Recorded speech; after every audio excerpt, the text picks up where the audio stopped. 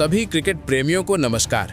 वक्त आ गया है उस बड़े मुकाबले का जिसका इंतजार हर भारतीय फैन बेसब्री से कर रहा था। T20 वर्ल्ड कप 2026 के सुपर 8 चरण में भारतीय टीम ने अपने दूसरे मैच में जिम्बाब्वे को दमदार अंदाज में हराकर अपनी दावेदारी फिर से मजबूत कर ली है। ये जीत सिर्फ 2 अंक तक सीमित नहीं थी, बल्कि इसने टीम के आत्मविश्वास को नई उड़ान दी है। दरअसल सुपर 8 के पहले मुकाबले में साउथ अफ्रीका के खिलाफ मिली हार ने टीम इंडिया के सामने मुश्किलें खड़ी कर दी थी। उस हार के बाद अंक तालिका का गणित उलझ गया था और सेमीफाइनल की राह थोड़ी धुंधली नजर आने लगी थी। लेकिन जिम्बाब्वे पर मिली शानदार जीत ने एक बार फिर हालात को भारतीय टीम के पक्ष में मोड़ दिया है। अब सबकी नजरें सुपर 8 के तीसरे और आखिरी मुकाबले पर टिक चुकी हैं, जहां भारतीय टीम का सामना वेस्टइंडीज से होने वाला है। ये मुकाबला साधारण नहीं, बल्कि करो या मरो की जंग बन चुका है। अंक तालिका साफ बता रही है कि जो टीम यहां जीत दर्ज करेगी वही सेमीफाइनल में पहुंचेगी, जबकि हारने वाली टीम का सफर यहीं थम जाएगा। ऐसे में दबाव दोनों टीमों पर बराबरी का है। टीम इंडिया के लिए यह मुकाबला सम्मान, उम्मीद और निरंतर प्रदर्शन की परीक्षा है। वहीं वेस्टइंडीज के लिए यह अस्तित्व बचाने की लड़ाई बन गया है। दोनों ही टीमें जानती हैं कि यहां छोटी सी गलती भी पूरे अभियान पर भारी पड़ सकती है। जिम्बाब्वे के खिलाफ जीत के बाद भारतीय खेमे में उत्साह जरूर है, लेकिन साथ ही गंभीरता भी साफ दिखाई दे रही है।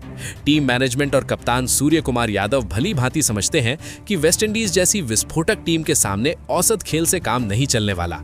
सुपर 8 के पहले मैच में साउथ अफ्रीका के खिलाफ मिली हार ने कई सवाल खड़े किए थे। बल्लेबाजी क्रम लड़खड़ाता दिखा था, गेंदबाजी अपनी लय में नहीं थी और दबाव के अहम पलों में टीम थोड़ी बिखरती नजर आई थी। इन कमियों को ध्यान में रखते हुए कप्तान सूर्य कुमार यादव ने बड़े और साहसी फैसले लेने का मन बनाया। और फिर आया वो पल जिसने पूरे क्रिकेट जगत का ध्यान अपनी ओर खींच लिया। कप्तान सूर्य कुमार यादव ने वेस्टइंडीज के खिलाफ इस निर्णायक मुकाबले के लिए नई प्लेइंग 11 का ऐलान कर दिया। लेकिन ये ऐलान बिल्कुल भी सामान्य नहीं था। टीम में ऐसे बदलाव किए गए हैं जिन्होंने हर किसी को चौंका दिया है। पिछले 2 मुकाबलों में जो खिलाड़ी अपने बल्ले या गेंद से असर नहीं छोड़ पाए थे, उन्हें बाहर का रास्ता दिखा दिया गया है।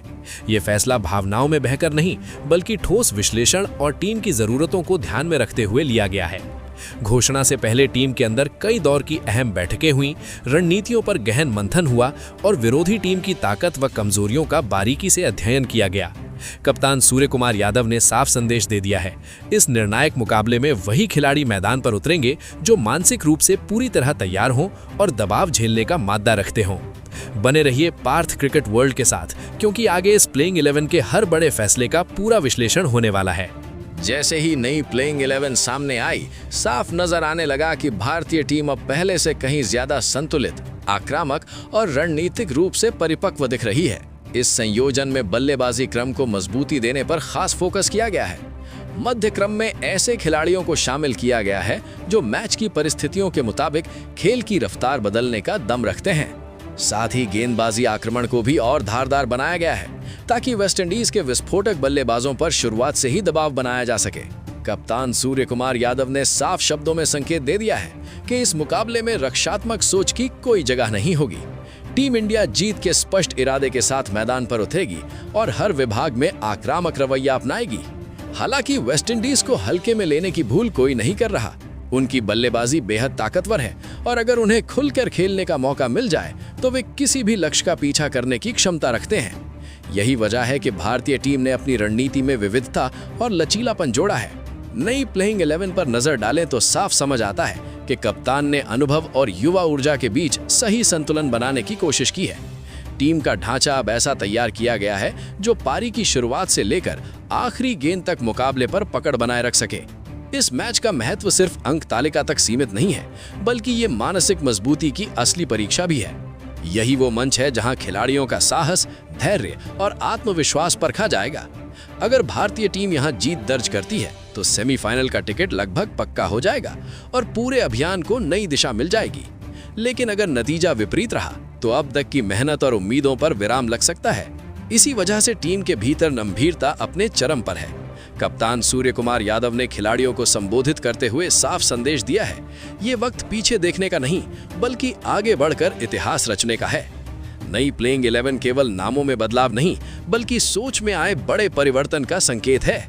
ये बताता है कि टीम इंडिया दबाव से घबराने वाली नहीं, बल्कि दबाव को चुनौती देने वाली टीम बन चुकी है। अब पूरा देश उस निर्णायक पल का इंतजार कर रहा है जब भारतीय खिलाड़ी मैदान पर उतरेंगे। स्टेडियम में गूंजते नारों और करोड़ों उम्मीदों के बीच हर गेंद, हर रन और हर विकेट सेमीफाइनल की दिशा तय करेगा। ये मुकाबला सिर्फ दो टीमों के बीच नहीं, बल्कि इरादों, आत्मविश्वास और अटूट संकल्प की टक्कर बनने जा रहा है। भारतीय टीम अपनी तैयारियां पूरी कर चुकी है। नई प्लेइंग 11 के साथ रणनीति तय है और अब सिर्फ मैदान पर उसे अमल में लाना बाकी है। आने वाले कुछ घंटे ये फैसला कर देंगे कि भारतीय अभियान नई ऊंचाइयों को छुएगा या यही ठहर जाएगा। रोमांच अपने चरम पर है और इतिहास लिखे जाने को तैयार खड़ा है। तो दोस्तों, जिम्बाब्वे के खिलाफ सुपर 8 के दूसरे मुकाबले में शानदार जीत के बावजूद भारतीय टीम ने एक चौंकाने वाला कदम उठाया है। आमतौर पर लगातार जीत के बाद टीमें अपने संयोजन से ज्यादा छेड़छाड़ नहीं करती, लेकिन इस बार कहानी बिल्कुल अलग है। कप्तान सूर्य कुमार यादव ने साफ कर दिया है, ये समय प्रयोगों का नहीं बल्कि पूरी तरह निर्णायक तैयारी का है। अगर T20 के आंकड़ों पर नजर डालें तो यहां अब तक कई अंतर्राष्ट्रीय मुकाबले खेले जा चुके हैं और औसत पहली पारी का स्कोर करीब 165 से 175 रन के बीच रहा है। हालांकि जब पिच पूरी तरह सपाट रहती है तो 190 से 200 रन तक का स्कोर भी सुरक्षित नहीं माना जाता। दूसरी पारी में ओस की भूमिका काफी अहम हो सकती है, जिससे गेंदबाजों की पकड़ कमजोर पड़ती है और लक्ष्य का पीछा करना अपेक्षाकृत आसान हो जाता है। कुल मिलाकर ये पिच बल्लेबाजों के लिए स्वर्ग जैसी साबित हो सकती है। ऐसे में टॉस जीतने वाली टीम पहले गेंदबाजी का फैसला ले सकती है ताकि बाद में बेहतर परिस्थितियों में रन चेस किया जा सके। दर्शकों को एक बार फिर रन बरसाने वाला हाई वोल्टेज मुकाबला देखने को मिल सकता है। दोस्तों, अगर भारत और वेस्टइंडीज के बीच T20 मुकाबलों के इतिहास को गहराई से देखें तो ये सिर्फ आंकड़ों की टक्कर नहीं बल्कि रोमांच, बदले और प्रतिष्ठा की कहानी रही है। अब तक दोनों टीमों के बीच कुल 30 T20 अंतर्राष्ट्रीय मुकाबले खेले जा चुके हैं। इनमें भारत ने 19 मैचों में शानदार जीत दर्ज की है, जबकि वेस्टइंडीज ने 10 मुकाबलों में बाजी मारी है और एक मैच बेनतीजा रहा। यानी कुल मिलाकर लगभग 63% मैचों में भारत का पलड़ा भारी रहा है। लेकिन जैसे ही बात T20 विश्व कप की आती है, तस्वीर कुछ बदल जाती है और मुकाबला और भी ज्यादा दिलचस्प हो उठता है। विश्व कप के मंच पर वेस्टइंडीज ने कई मौकों पर भारत को कड़ी चुनौती दी है। दोनों टीमें पहली बार साल 2009 के ICC टूर्नामेंट में आमने सामने आई थी। ये मुकाबला लंदन के ऐतिहासिक मैदान लॉर्ड्स क्रिकेट ग्राउंड में खेला गया था, जहां वेस्टइंडीज ने भारत को 7 विकेट से हराकर बड़ा झटका दिया था। इसके बाद 2010 के विश्व कप में भी इंडीज ने भारत को 14 रन से हराकर ये दिखा दिया कि बड़े मंच पर वो कितनी खतरनाक टीम है। भारत को T20 विश्व कप में वेस्टइंडीज के खिलाफ पहली और अब तक की इकलौती जीत 2014 में मिली, जब भारतीय टीम ने 7 विकेट से दमदार जीत दर्ज की। लेकिन 2016 का सेमीफाइनल आज भी भारतीय प्रशंसकों के दिलों में टीस बनकर मौजूद है। मुंबई के ऐतिहासिक वानखेड़े स्टेडियम में खेले गए उस मुकाबले में वेस्टइंडीज ने 7 विकेट से जीत दर्ज कर भारत के खिताबी सपने को तोड़ दिया था। अब 1 मार्च 2026 को कोलकाता के ऐतिहासिक ईडन गार्डन्स में भारत के पास सुनहरा मौका है कि वो पुराने हिसाब बराबर करे। आंकड़े भले भारत के पक्ष में नजर आते हों, लेकिन विश्व कप के मंच पर वेस्टइंडीज की चुनौती हमेशा खतरनाक साबित हुई है। ऐसे में ये मुकाबला सिर्फ एक मैच नहीं बल्कि इतिहास पलटने और गौरव वापस पाने की जंग बनने जा रहा है। तो चलिए दोस्तों, बिना समय गवाए अब आपको साफ साफ बता देते हैं कि इस निर्णायक मुकाबले में कप्तान सूर्य कुमार यादव ने वेस्टइंडीज के खिलाफ किन 11 खिलाड़ियों पर भरोसा जताया है और किन नामों के साथ भारतीय टीम मैदान में उतरने वाली है। दोस्तों, भारतीय टीम की प्लेइंग 11 में सबसे पहले नंबर 1 पर कप्तान सूर्य कुमार यादव ने जिस खिलाड़ी का नाम पुकारा है वो है हमारे अपने अभिषेक शर्मा। जी हाँ, वही अभिषेक जिनका बल्ला कभी तोप बन जाता है और कभी कभी लगता है छुट्टी पर चला गया हो। टूर्नामेंट की शुरुआत में तो उनका बल्ला इतना शांत था मानो उसने मौन व्रत रख लिया हो। पहले 4 मुकाबलों में बेचारे कुल मिलाकर सिर्फ 15 रन ही बना पाए थे। फैंस तो मजाक में कहने लगे थे, भाई बैट में बैटरी डालो। लेकिन फिर आया जिम्बाब्वे वाला मुकाबला और वहां अभिषेक ने ऐसा गियर बदला कि गेंदबाजों को समझ ही नहीं आया कि सामने वही खिलाड़ी है या कोई नया अवतार। सिर्फ 30 गेंदों में ताबड़तोड़ 55 रन, 4 चौके 4 छक्के और पावर प्ले को सच में पिकनिक स्पॉट बना दिया। उस धमाकेदार पारी के बाद उनका आत्मविश्वास भी लौट आया और फैंस की मुस्कान भी। अब वेस्टइंडीज के खिलाफ मुकाबला है तो उम्मीद यही रहेगी कि अभिषेक शुरुआत से ही गेंदबाजों पर हावी हों। अगर उनका बल्ला चल गया तो स्कोरबोर्ड ऐसे भागेगा जैसे उसमें रॉकेट फिट कर दिया गया हो। 43 T20 मैचों में 1037 रन, 2 शतक और 9 अर्धशतक। ये आंकड़े साफ बताते हैं कि दम पूरा है, बस मूड ऑन होना चाहिए। अब बात करते हैं नंबर 2 की। भारतीय टीम की प्लेइंग 11 में कप्तान सूर्य कुमार यादव ने ओपनिंग की दूसरी चाबी सौंपी है विकेटकीपर बल्लेबाज संजू सैमसन को। अगर अभिषेक पटाखा है तो संजू सैमसन रॉकेट है, कब उड़ जाए कोई भरोसा नहीं। इस T20 वर्ल्ड कप में संजू को ज्यादा मौके जरूर नहीं मिले, लेकिन जितनी बार मैदान पर उतरे उतनी बार गेंदबाजों को याद दिला दिया, भाई मैं भी यही हूँ। नामीबिया के खिलाफ तो उन्होंने आते ही गियर टॉप में डाल दिया, सिर्फ 8 गेंदों में 22 रन। गेंदबाज समझ नहीं पाए कि ये वार्म अप है या मैच। फिर जिम्बाब्वे के खिलाफ 15 गेंदों में 24 रन ठोक दिए, 1 चौका 2 छक्के और पावर प्ले में ऐसी रफ्तार दी कि स्कोरबोर्ड भी हाफने लगा। संजू का गेम सिंपल है, गेंद दिखी तो मारो, फील्डर दिखा तो उसके ऊपर से मारो। उनकी यही निडर बल्लेबाजी टीम को 30 शुरुआत देती है। अब आंकड़ों पर नजर डालें तो 59 T20 मुकाबलों में 1124 रन, 3 शतक और 3 अर्धशतक उनके नाम है। यानी टैलेंट भी भरपूर, टाइमिंग भी कमाल, बस उस दिन उनका मूड ऑन होना चाहिए। अगर ऐसा हुआ तो विरोधी गेंदबाजों की शाम की चाय ठंडी होना तय है। वहीं दोस्तों, भारतीय टीम की प्लेइंग 11 में नंबर 3 पर कप्तान सूर्य कुमार यादव ने जिस खिलाड़ी को नई जिम्मेदारी के साथ उतारा है वो है ईशान किशन। पहले जनाब ओपनिंग करते थे, लेकिन टीम कॉम्बिनेशन बदला और इन्हें भेज दिया गया नंबर 3 पर। यानी सीट वही स्टेडियम की, बस एंट्री गेट बदल गया। इस वर्ल्ड कप की शुरुआत में ईशान नई गेंद पर सीधे हमला बोलते थे, लेकिन अब मिडिल ऑर्डर में आकर उन्हें समझदारी का मोड ऑन करना पड़ा है। और भाई साहब ने दिखा भी दिया कि वो सिर्फ तूफानी शुरुआत ही नहीं, पारी संभालना भी जानते हैं। जिम्बाब्वे के खिलाफ नंबर 3 पर उतरकर उन्होंने 38 रनों की शानदार पारी खेली। जरूरत पड़ी तो सिंगल डबल लिया, मौका मिला तो बाउंड्री भी लगाई, यानी पूरा ऑल इन वन पैकेज। पूरे टूर्नामेंट में अब तक उनके बल्ले से 214 रन निकल चुके हैं, जो साफ बताता है कि फॉर्म उनकी जेब में ही घूम रही है। अगर T20 करियर पर नजर डालें तो 42 मुकाबलों में 1225 रन, 3 शतक और 9 अर्धशतक उनके नाम हैं। यानी टैलेंट भी भरपूर, टाइमिंग भी कमाल, बस उस दिन उनका मूड ऑन होना चाहिए। अगर ऐसा हुआ तो विरोधी गेंदबाजों की शाम की चाय ठंडी होना तय है। वही दोस्तों, भारतीय टीम की प्लेइंग 11 में नंबर 4 पर कप्तान सूर्य कुमार यादव ने जिस बल्लेबाज पर भरोसा जताया है वो है तिलक वर्मा। अब इनकी कहानी भी कम दिलचस्प नहीं है। शुरुआत के मैचों में रन तो बन रहे थे, लेकिन स्पीड ऐसी थी जैसे स्कूटर तीसरे गियर में अटका हो। स्कोरबोर्ड आगे बढ़ रहा था, मगर फैंस कह रहे थे भाई थोड़ा एक्सीलरेटर भी दबाओ। पहले 5 मुकाबलों में तिलक ने टीम को संभालकर बल्लेबाजी की, हर मैच में योगदान दिया, लेकिन स्ट्राइक रेट थोड़ी शांत चाल में था। मिडिल ऑर्डर पर दबाव भी कभी कभी नजर आया। फिर आया जिम्बाब्वे वाला मुकाबला और वहां तिलक वर्मा ने अचानक टर्बो मोड ऑन कर दिया। सिर्फ 16 गेंदों में 44 रन, वो भी 275 की रफ्तार से, 3 चौके 4 छक्के और गेंदबाज सोचते ही रह गए कि अभी तक तो आराम से खेल रहे थे, अचानक ये विस्फोट कैसे हो गया। उस पारी ने मैच का पूरा माहौल बदल दिया। जहां लोग चाय लेकर आराम से बैठे थे, वहीं अचानक टीवी के सामने खड़े होकर तालियां बजाने लगे। यही है तिलक का असली अंदाज, धीरे धीरे सेट होना और फिर अचानक आतिशबाजी कर देना। अगर T20 करियर की बात करें तो 46 मुकाबलों में 1034 रन, 6 अर्धशतक और 2 शतक उनके नाम है। रिकॉर्ड भी यही कहता है कि ये खिलाड़ी टाइम पास करने नहीं, मैच पलटने के इरादे से मैदान में उतरता है। अब वेस्टइंडीज के खिलाफ भी उम्मीद यही रहेगी कि नंबर 4 पर आते ही तिलक फिर से अपना धमाकेदार शो शुरू करें। अब बात करते हैं नंबर 5 की। यहाँ खुद कप्तान सूर्य कुमार यादव मोर्चा संभालते नजर आएंगे। अब कप्तान है तो जिम्मेदारी भी डबल और एंटरटेनमेंट भी डबल। इस पूरे वर्ल्ड कप में जब जब टीम फंसी है, तब तब सूर्य कुमार यादव ने ऐसी एंट्री मारी है जैसे किसी फिल्म का हीरो क्लाइमैक्स में आता है। कभी पारी को संभालना हो, कभी रन गति बढ़ानी हो, कभी गेंदबाजों की धुलाई करनी हो, हर रोल में फिट। 6 मुकाबलों में 213 रन बना चुके हैं, यानी बल्ला भी गर्म और आत्मविश्वास भी फुल चार्ज। जरा जिम्बाब्वे वाले मैच को ही याद कर लीजिए। सिर्फ 13 गेंदों में 35 रन, 3 चौके 2 छक्के और गेंदबाज सोचते रह गए कि फील्ड सेट करें या भगवान को याद करें। उनकी उस छोटी लेकिन तूफानी पारी ने मैच का रुख पूरी तरह बदल दिया। स्कोरबोर्ड की रफ्तार ऐसी बढ़ी कि दर्शकों को पलक झपकाने का भी मौका नहीं मिला। सूर्य कुमार यादव की सबसे बड़ी खासियत यही है कि वो परिस्थिति देखकर गेर बदल देते हैं। जरूरत पड़े तो एंकर बन जाते हैं और मौका मिले तो आतिशबाजी शुरू कर देते हैं। T20 करियर के आंकड़े भी कमाल के हैं। 110 मुकाबलों में 3243 रन, 25 अर्धशतक और 4 शतक।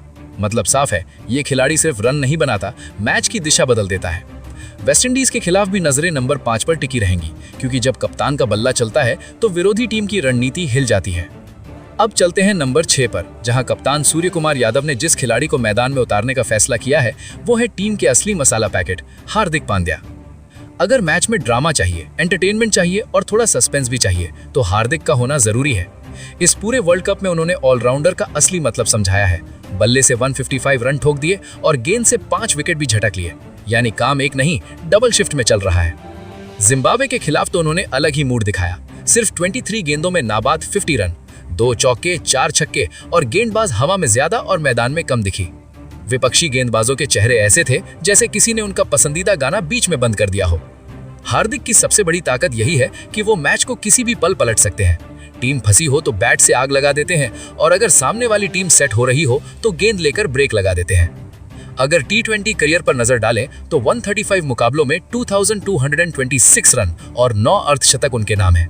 ऊपर से 110 विकेट भी झटक चुके हैं। मतलब बल्ला भी बोलेगा और गेंद भी डंके की चोट पर काम करेगी। वेस्टइंडीज के खिलाफ भी फैंस को पूरी उम्मीद है कि नंबर 6 पर आते ही हार्दिक पांड्या फिर से मैच को फुल एंटरटेनमेंट पैकेज बना देंगे। वहीं दोस्तों, भारतीय टीम की प्लेइंग 11 में नंबर 7 पर कप्तान सूर्य कुमार यादव ने जिस दूसरे ऑलराउंडर पर भरोसा जताया है वो है मैदान के शांत चेहरे लेकिन अंदर से पूरे तूफान, शिवम दुबे।